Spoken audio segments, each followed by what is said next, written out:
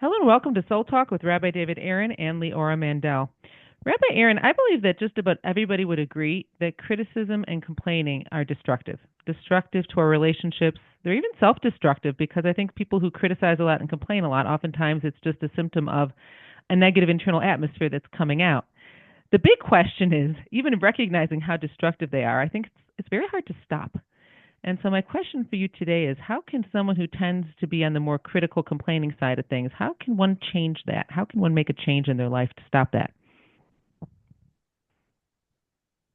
Well, there's a teaching in Judaism, Sur Me'ra v'aseh tov. Remove yourself from bad things and do good.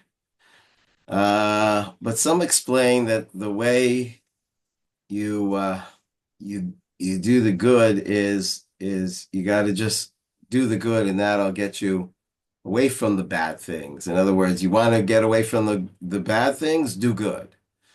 And I think the first thing we should do is practice gratefulness a lot more.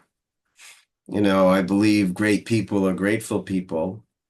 And I'm sure I've shared many times that the Yehudi, which is the Hebrew word for a Jew, comes from the word lahodot, that means to acknowledge and to thank, which means someone who is mindful of and grateful to God.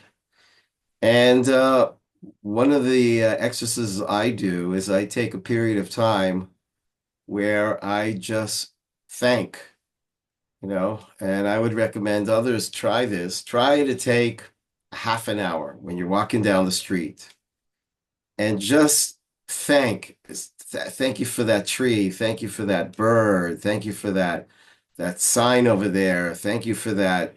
And just whenever you see that you can be grateful for, to start filling your mind with take nothing for granted.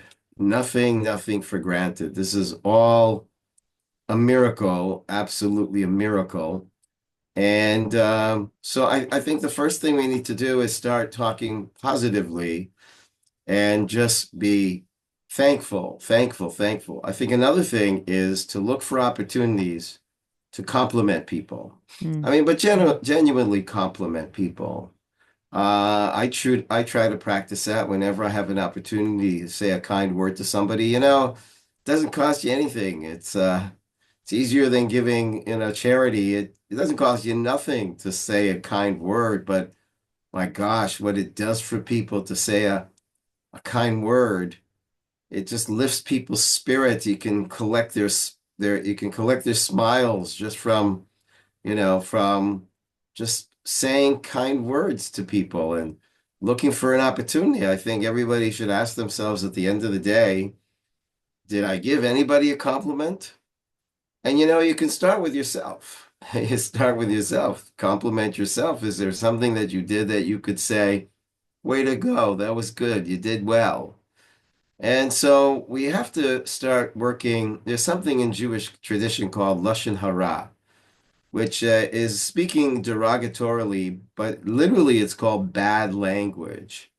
And I think what we need to do is practice more Lashon Tov, which is good language, and try and be careful not to say anything negative if you don't have to. If you're walking down the street and you see some ugly cat, you don't have to say to the person next to you, "Oh, well, look at that cat. Ugh, he's so ugly." Like, what's the point of that? I don't know if this is true, but I once heard that we get a budget of words for our lives.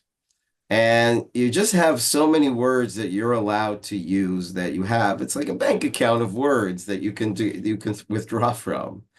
And I don't know if it's true, but I think it's a good thing to pay attention to or be aware of that. Wow, wouldn't that be amazing if I just knew that what a waste of that word. I could have used a good word, and I'm just using words that are not helping me, that are not productive. It says that God created the world through words. You create your world through words also.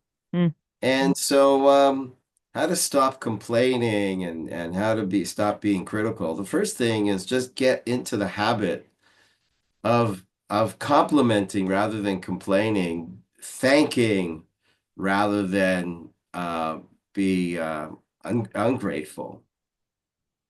What's so interesting about what you're saying is it's the practice of gratefulness and the practice of complimenting, meaning it takes practice to implement this, especially if a person more naturally tends to complain and criticize. This is something that actually takes active work. So, as much as someone might recognize my criticisms and complaints are actually destructive to my relationships, it's not going to change if you don't actually actively work on changing it. But you're giving us the guideline about the work that we need to do is to basically flip it, because a complaint, the flipping that into a compliment, and a criticism, flipping it into something that I'm grateful for in the person. Yeah, a little while ago, my neighbor was in a difficult situation medically, and we had to rush her to the hospital. We were there overnight with her, and there was this doctor, and he was really, really exceptional and really caring and really accessible, even though so much was going on for him that night in the emergency. And in the morning, I said to him, you're really an amazing doctor. I've met doctors, and you're really one of the few that I've met that really takes interest in people and really gives people a sense that you're totally present. I saw he didn't know what to do with the compliment. I realized like he probably doesn't get this very much because he was like taken aback. It was like it was breathtaking for him to just hear a nice word, kind word. People are working so hard, and and you could do so much for people, but just say a nice word. You'd lift their spirit, and when you lift their spirit, seeing their spirit lifts your spirit. So, even just for selfish reasons because you'll feel better when you help other people feel better. And so, but complaining, how does that help? You know, how does that help? There's a joke about these two old Yiddish women, and they're in the Catskills in a hotel, and they're complaining about how terrible the food is, how terrible the food is.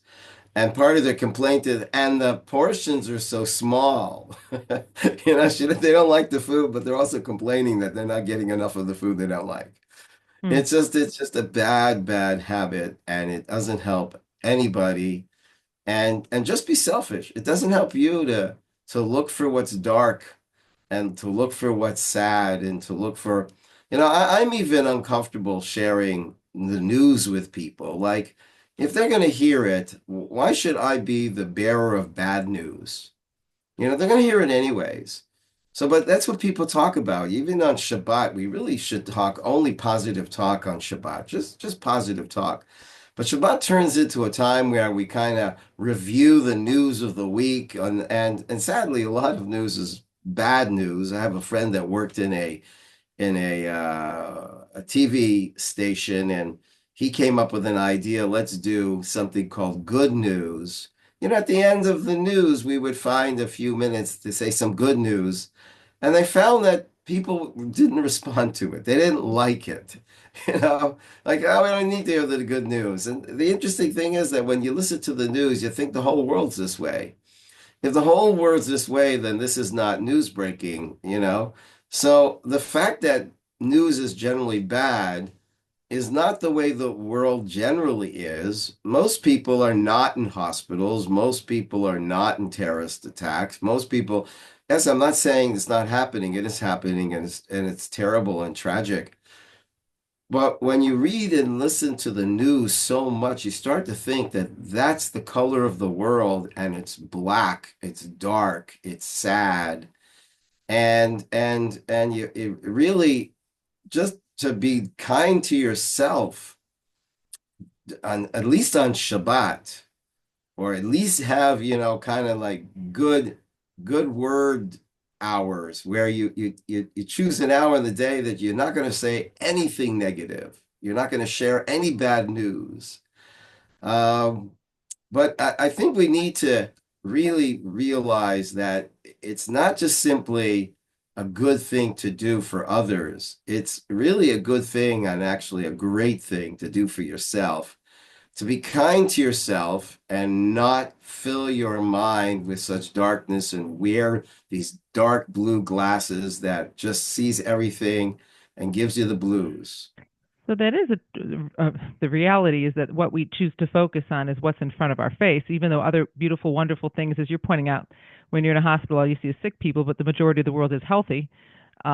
When you read something terrible news, it's sort of what you're thinking about when there's also a lot of other good news out there. So that's true that when we focus on the things that aren't the way we want them to be, then that's what we carry around with us all day, even though there can be a lot going in our lives that's actually right and good. So by focusing on gratitude, I'll be seeing more of the good and the right and the beauty of life.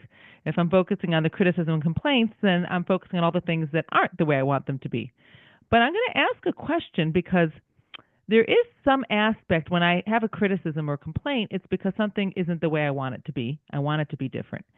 And some things do need to be addressed. So let's say a person has a boss that tends to be very critical, but they're critical of the fact that work needs to be done a certain way. So when someone will tend to, and this sometimes you can hear these sort of justifications for criticisms on a regular basis as well. If you would do this right, I wouldn't have to criticize them. It could be in marriage, it can be in parenting, it can be at work. So when there is this, obviously there's a person who tends to be critical about everything, and they need to make a major mind adjustment. But when there is something that's legitimately needs to change, how can someone approach it in a way that wouldn't come off as criticism or complaining? It's important to know that nobody likes criticism. Nobody likes to be criticized. And I got some really great advice. My wife went to a course on marriage counseling. She was considering kind of doing a career in that, but she, thank God, decided that she didn't feel it was so relevant to her because we, thank God, have a great marriage. So she didn't feel she so much resonated with the problem and couldn't really personally identify with it. But she did come away from the one of the classes that she went to, and they said, never criticize, just share your needs. In other words, you don't say to your spouse, you don't love me enough. Because that's just a criticism, and that's just so negative, and not it's not encouraging at all to speak that way. Say, you know what? You're really loving. I just need a little more. And I'm very grateful for how loving you are. And it's just something that I need if you could be a little more. And so it's a suggestion rather than as a criticism. It's not pointing out what you do wrong. It's actually acknowledging what you do right and asking and inviting and requesting that you do a little bit more of that. Hmm. Well, that formula is very powerful because I'm thinking even in a work situation, presumably something was done right in the report. So you can focus on that first, and then you can say, I just need this one part to be changed, and that will be fantastic. That is a very different than saying, you messed this up. Why'd you mess this up? You need to change this right away. Meaning, at the end of the day, it's interesting how the message can still be related for what's necessary, but how you relate the message, it sounds like, can be the difference between criticizing and tearing someone down versus actually building someone up. Because even in your example, when you say, you give me love, I just need a bit more, or it's so great to spend time with you, I just would like to spend more of it, you're actually building the person up and still stating your needs. Right. I once read an article that said that one of the top reasons people leave their jobs is they feel unappreciated. Hmm. And, a manager might feel that, look, I'm just giving you constructive criticism. I'm just being constructive. There's no such thing as constructive criticism. It's all destructive. What you need to do is point out to somebody what they're doing really, really well and suggest other ways that they could even improve what they're doing and make it even better. But it's not that it's bad, it's good. And maybe we could talk about how we could actually even make it better. So, in a great sense, what we need to work on is I think we had this topic once, but I'll call it again a mind makeover. Because if I'm always zoning in on what's wrong, the reality is that most of the time, there's also things that are right. It's just sort of like what you're talking about. This is going great. This, how can this part be better? but there's actually a lot going great. I'm even thinking of like a report. Usually, when someone's criticizing, they're focusing on one detail of where there's a problem, but it's like zoning in on that, as opposed to being able to pull out and sort of, if, as soon as I have a criticism or complaint, think, okay, this is an issue, but what is good about the situation, this person? And if I can't answer that, then maybe I shouldn't be voicing the complaint because it's going to come out in a destructive way instead of in a constructive way. Right. There's an idea in Judaism called rebuke. And the Hebrew word for rebuke is tochacha, which also means to prove, which is very interesting because another word for rebuke is to reprove. And that's giving us an idea that really what you should be doing is speaking in a way that proves to somebody that you love them and you care and you're really interested in their best, you're all there for their best interest. And so, and not everybody knows how to do this because it's not, letting somebody have it. It's being very sensitive and pointing out what they're doing really well and sharing how maybe we could consider ways of even making it even better. And people respond to that, but nobody wants to feel that there's something wrong with them, but they would like to feel there's something right with them, and there can be something even more right with them. Hmm. So it really is just a totally different mind space that we actually have to work on. But what I love now is because I would ask, how do we do that? And you actually already answered that question with the first ideas that you shared about practicing gratefulness, gratitude, meaning that I have to actively spend some time during the day. I could pick a topic, pick a person, pick a situation in my life, and practice thinking about all the things that I'm grateful for in that category of my life or that relationship in my life. And in a sense, I think the more we actively work on it, the more our mind will start to be able to do what you're saying is even when we have to bring something up that needs to be addressed, we can bring it up in the context of everything that's going so well within that situation, because that will be true, and then build on that by just saying this could be even better and share what needs to be shared. But I have a feeling that when a person's worked in themselves and are coming from a place of gratitude, the way they share what needs to be changed will be more likely to be received. Because as you're pointing out, Rabbi, that the idea is that a person has to feel like you really care about them. And if when we just give criticism and complaints, it doesn't feel like I'm being cared about or cared for. Yeah, I think if people would be just more sensitive, love your neighbor as yourself. Very simple. Speak to people the way you would want people to speak to you. You don't want to be criticized. You don't want people to say words that sound like rejection. Why would you think somebody else would? It's so simple. It's sad that people can't follow this basic principle to love your neighbor as yourself. Do unto others as you have others do unto you. You don't want somebody to criticize you. You don't want somebody to constantly be on your case and pointing out everything you're doing wrong. Why would you think anybody else would respond differently than you do? Hmm. And that's really a more another amazing example of how we can shift our mind because I don't think many of us think that way. If I was on the receiving end of this conversation, how would I feel? And most of us would not feel very good because again, the way something's presented, how it's shared, if it's building or if it's destructive. What's powerful about our conversation is, Rabbi, you really shared a way to make us realize that there are ways of communicating with another person, giving feedback that needs to be given in any kind of relationship in a way that actually can build the relationship and ultimately strengthen the relationship. And that anytime I need feedback, especially when it's couched in all the things that are going right with the same situation and maybe a little extra tweak that can bring it to the next level, it actually makes me mindful of how great everything else is in the relationship. I'm grateful for that, and this could be even better if we take this next step. I want to thank you all for joining us. Soul Talk, Rabbi David Aaron and Leora Mandel. Thank you.